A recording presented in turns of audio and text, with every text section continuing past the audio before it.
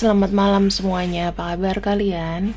Ya, aku harap kalian baik-baik saja. Terima kasih ya yang sudah join live readingku yang kemarin. Semoga yang join dan yang udah nonton siaran ulang bisa mendapatkan berkah berlimpah karena sudah menonton videoku. Untuk pembacaan kali ini adalah pandangannya dia terhadap kehadiranmu. Kadang-kadang kita nggak pernah tahu kan teman-teman, sebenarnya kita tuh membuat risih dia, atau mungkin membuat dia makin cinta, atau gimana. Nah, sekarang ini mungkin ini adalah pembacaan yang tepat kalau kamu menanyakan hal itu. Sebenarnya arti aku dalam hidupnya dia tuh apa sih? Ya, kamu fokus sama orang yang kamu pikirkan, siapapun itu, dan aku juga di sini ya hanya open energi aja, kartu yang terbuka yang sesuai dengan intuisi yang masuk. Oke? Pembacaannya ini bisa cocok, bisa enggak, tidak bisa dipaksakan ke satu pihak atau ke secara personal. Oke? Kalau cocok alhamdulillah, nggak cocok ya udah gitu. Berarti kamu bisa nonton video-videoku yang lain karena semua videoku adalah timeless reading. Mau kamu nonton tahun 3000 juga masih berlaku ya. Oke, kita akan ambil kurang lebih 4 kartu ya.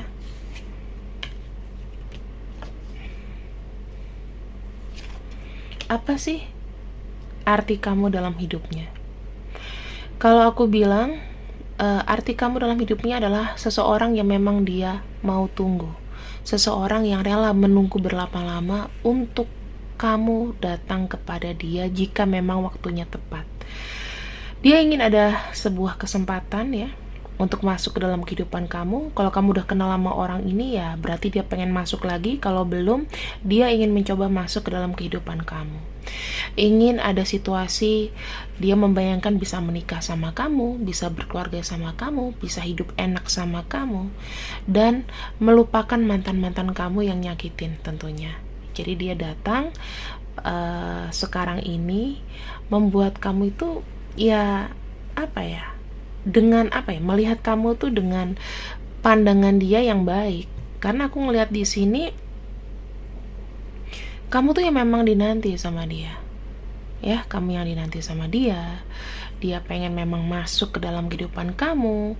Ya, situasi ini mungkin involves pernikahan. Aku nggak tahu kondisi orang kayak kalian itu gimana. Apakah hubungannya itu kalian itu single, kalian udah punya pasangan dan ketemu dengan orang yang sefrekuensi lainnya, ada cinta segitiga, ada kakak-kakaan, ada adik-adikan, aku nggak tahu. Tapi yang pasti di sini sekalipun kondisinya sudah pakem seperti apa yang ada terjadi sekarang, dia memikirkan seandainya dia bisa berumah tangga dengan kamu gitu ya, dan melepas mantan-mantan kamu dari jajaran hidup kamu. Kalau kamu punya mantan yang katanya ganteng tapi nyakitin, mantan yang manfaatin, dia pengen melepas itu semua. Ini bagus banget kalau seandainya kalian pendekatan ya, dalam posisi pendekatan, atau kalian di sini pengen cari pasangan baru. Pembacaan ini tuh bisa masuk banget. Kemudian kita lihat lagi ya di sini teman-teman. Ini kan pengandaian ya, pengandaian banget. Bagaimana dengan perlakuannya ya? Sebetulnya kamu tuh buat risih atau enggak sih? Ini ada dalam pikiran terdalamnya loh ya.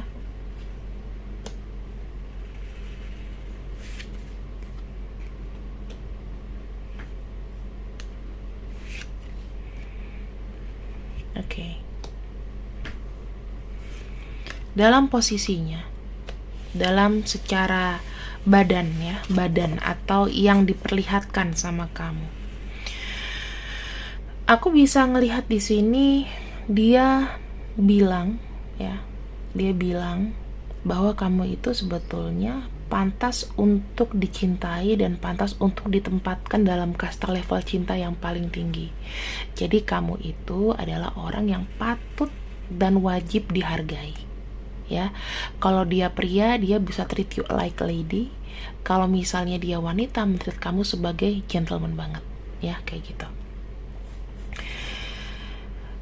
Dia cuman pengen ya dari pergerakan yang sekarang ini, walaupun dia tidak mengungkapkan perasaannya dia. Kita nggak pernah tahu kondisi kalian itu bisa pacaran atau enggak, bisa bersatu atau enggak. Tapi yang dia mau di sini adalah kamu harus memaafkan semua rasa sakit kamu. Kamu harus nggak boleh nyesel dengan apa yang sudah kamu pilih. Gitu. Misalnya kamu memilih suami dan bukan dia gitu. Kamu waktu dulu pernah pendekatan sama dia, dia menikah sama yang lain, kamu sama yang lain. Terus di skala kamu pisah, dia masih sama istrinya, kamu gak boleh nyesel dengan keadaan ini. Karena masing-masing kalian sudah membuat satu pilihan. Ya, kalau dalam kisah cinta segitiga, situasi ini tuh bisa dimanfaatkan sebagai situasi yang partnership aja. Nggak boleh terlalu yang lebih gitu. Sesuatu yang berlebihan itu nggak baik. Even kita tuh cinta banget sama dia, tapi hubungan relationship itu, third party itu bisa dijadikan penyemangat, diubah. Oh, aku cuma nganggap kamu tuh kayak kakak aku aja gitu, nggak lebih. Kalau misalnya dia tidak hubungin kamu, ya kamu juga jangan uring-uringan. Intinya begitu. Nggak usah meminta harapan sama orang yang sudah berbagi hati, ya. Di sini, jika kamu single ya, dan kamu tuh tidak bahagia atau kamu tidak bahagia dengan pasangan kamu, dia tuh hanya minta secara yang bisa kamu lakukan adalah kamu menemukan cinta baru. Kamu menemukan cinta baru, gak usah bersungut-sungut dengan masalah keluarga kamu, stop menceritakan masalah keluarga kamu ke dia. Ya, misalnya seperti itu. Sambil kamu menemukan cinta baru, itu bukan berarti kamu harus ketemu sama orang, tapi kamu harus ada passion juga. Kamu fokuskan diri kamu sama bekerja. Aku rasa kalau dalam perhatian, kalau kamu punya pasangan dan kamu punya orang lain, kakak-kakaan atau adik-adikan atau hubungan third party relationship, aku rasa kamu dapat cinta dari dua arah kok. Aku rasa berlebih. Kalau misalnya pasangan kamu tidak memberikan ini, ada satunya kan, semacam itu kan. Nah, di sini sebetulnya yang kamu fokuskan adalah nggak usah bicara masalah cinta kamu. Cinta sudah kamu dapat, bagaimana bisa kamu jalani saja. Jadi arti kamu untuk dirinya adalah memang dia mau kamu, tapi dia juga ingin kamu bahagia dalam kehidupan nyata. Apa yang tidak bisa dipaksakan tidak akan dipaksakan dan harus diterima, gitu loh, ya. Sekarang kita lihat lagi di sini lebih mendalam, lebih ke dalam alam bawah sadarnya. Bagaimanakah perasaan dia sama kamu, ya, dari yang paling luar sampai terdalam.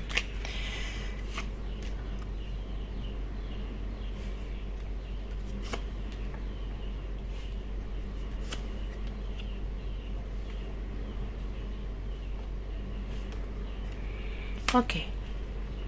Apa yang tampak di luar?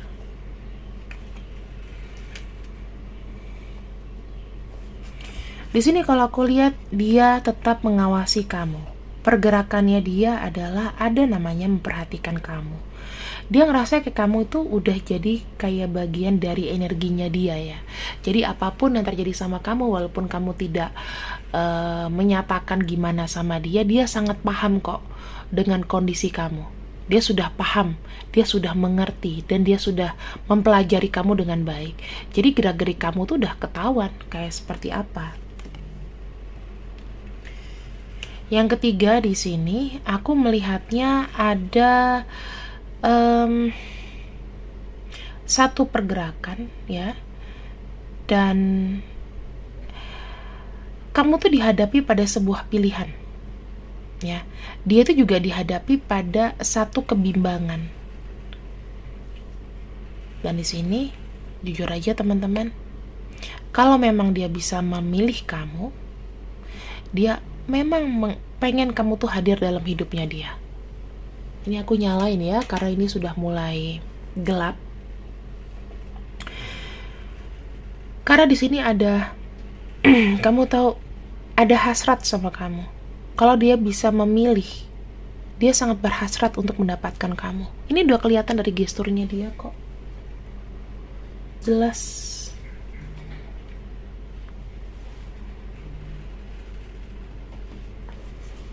Kemudian kita lihat lagi di sini.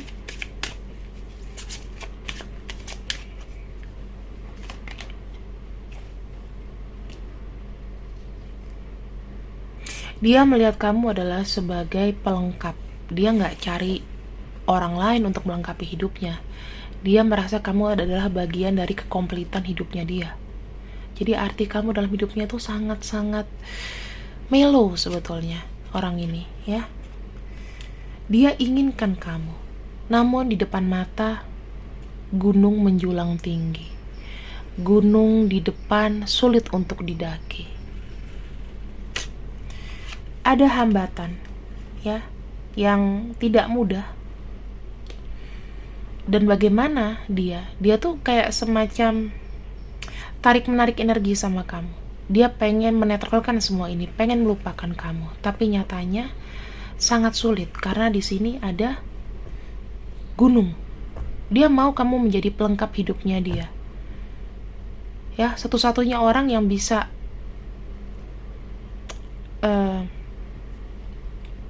membuat dia melampaui ya hanya kamu. Semua itu tergantung dari pergerakan.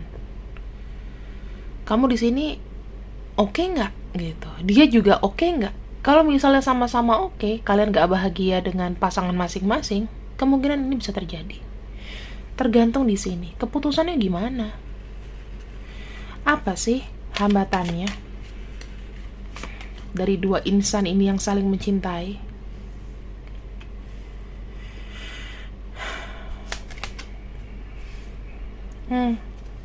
Teman-teman, pasti hubungan segitiga ya, karena ada angka 3 di situ. Ada victory and success. Apakah dia bisa dari 3 hubungan cinta segitiga, mungkin dari hubungan terlarang, dari hubungan yang di luar jalur? Apakah bisa jadi antara aku dan kamu saja? Dia sangat belum yakin apakah bisa menyatukan kalian, ya. Maksudnya dia juga nggak mau punya masalah, kamu juga harus lepas dari masalahmu dulu jika ini memang cinta segitiga. Tapi jika ini memang bukan cinta segitiga, maka ada sangkut pautnya dari orang-orang lain, entah itu keluarga, entah itu apa. Pasti ada fokus lain, entah itu tunangannya, entah itu pacarnya, ya, entah itu keluarganya, temennya, lingkungannya, gitu. Karena mungkin teman-temannya itu atau orang lain itu, ya, orang lain, entah itu istri, entah itu suami, entah itu pacar, entah itu tunangan, entah itu orang tua atau siapa, pokoknya orang lain lah selain kamu dan dia, itu taunya kamu tuh cuma berteman, hanya berteman. Tidak ada unsur cinta di sini. Atau mereka menutup mata karena mungkin sudah approve dengan satu orang, kamu juga sudah jelas dengan siapa. Atau kalau kamu sendiri, dianya sudah menikah, ya pernikahan dia bukan menjadi tanggungan kamu gitu. Atau dia tidak perlu menanggung status kamu, kan udah menikah, kamu single, ya itu urusan kamu. Ada proteksi di sini dari orang-orang terdekatnya, ya.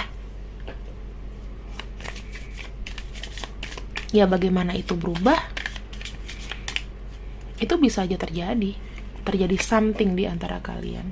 Ini orang sangat dalam loh sama kamu. Bahkan dia itu memiliki ketakutan kalau dia tidak mendapatkan kamu. Dia takut tidak terkoneksi dengan kamu. Jelas-jelas.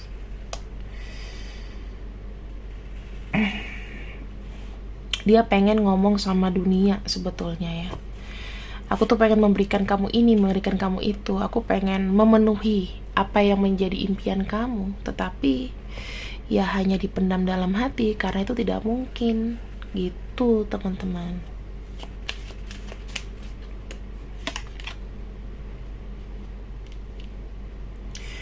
Ada satu kendala yang berat ya di sini aku ngelihatnya.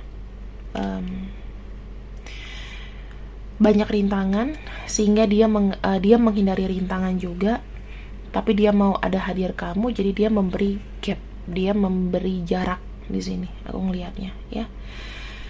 Dia tidak mau kamu susah, dia tidak mau melibatkan kamu mungkin diserang sama lingkungannya, entah istri, pacar, atau apapun. Dia nggak mau membuat kamu itu masuk ke dalam masalahnya dia, sehingga dia sangat bijak sekali. Dia mungkin bisa bersikap sebagai orang yang jadi teman kamu aja. Walaupun dia cinta sama kamu, ada pemendaman dalam hati di sini, tetapi banyak yang dia pikirkan.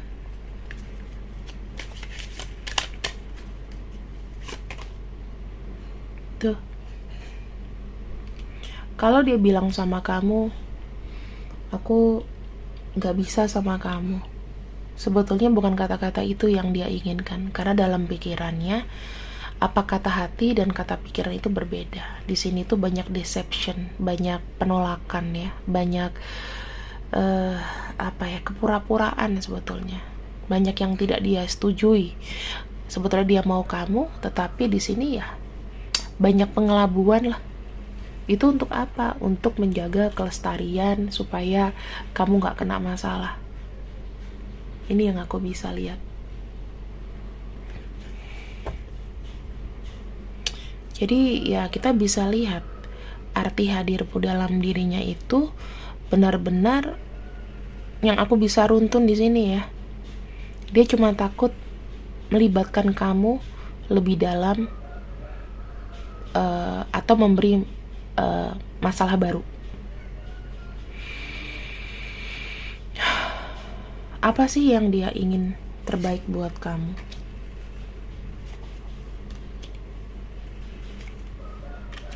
Dia itu sangat mensupport kamu untuk menemukan orang yang terbaik untuk diri kamu. Ya mungkin ya teman-teman, kalau seandainya nanti kamu ketemu jodoh, kita nggak pernah tahu ya. Ketemu jodoh, ketemu sama orang yang kamu suka di saat rumah tangga kamu goncang, di saat pacaran kamu lagi goncang, di saat hubungan kamu lagi nggak pasti. Ada satu orang di sini yang mendoakan kamu supaya kamu selalu bahagia. Tapi kamu harus memilih pasangan yang benar-benar wise, benar-benar bijak dalam memilih pasangan. Karena dengan kebijakan dan tidak salah pilih itu akan menjadi langgeng. Kalau kamu sudah menemukan pasangan, bagaimana dengan dia? Ya, dia harus melewati tantangan itu. Dia harus merelakan kamu untuk move on ke langkah berikutnya. Apakah Tuhan mengizinkan kalian untuk bisa bersama? Ini aku hanya bicara kemungkinan ya teman-teman.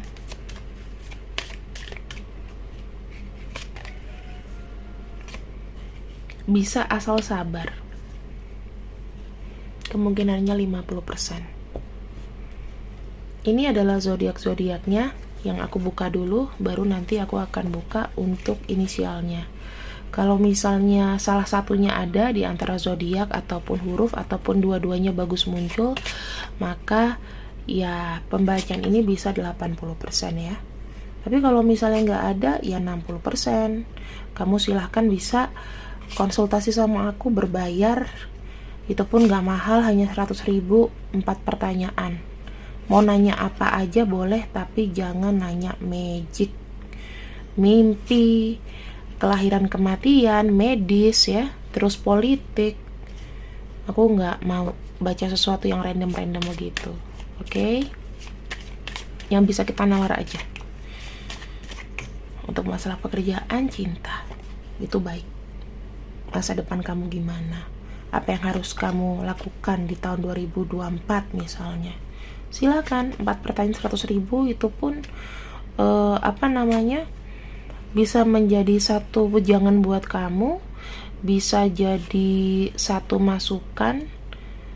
Apa yang aku ramalkan atau prediksi mungkin tidak terjadi sekarang, tapi dengan kita tahu ya, maka di sini kamu bisa ambil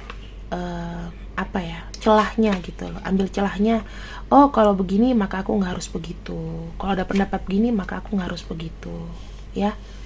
Ini ya teman-teman, tadi zodiaknya aku nggak sebutkan, kamu bisa rewind aja, dan ini adalah nama-namanya. Kalau ada salah satunya yang memang muncul, maka selamat, pembacaannya 80%. Kalau ada dua-duanya juga lebih bagus lagi. Kalau misalnya nggak ada sama sekali, ya nggak usah udah kecil hati, tonton videoku yang lain, karena ini masih berlaku ya, mungkin 60%. Terima kasih yang sudah ikut readinganku untuk malam ini. See you, dengan cinta, bye bye.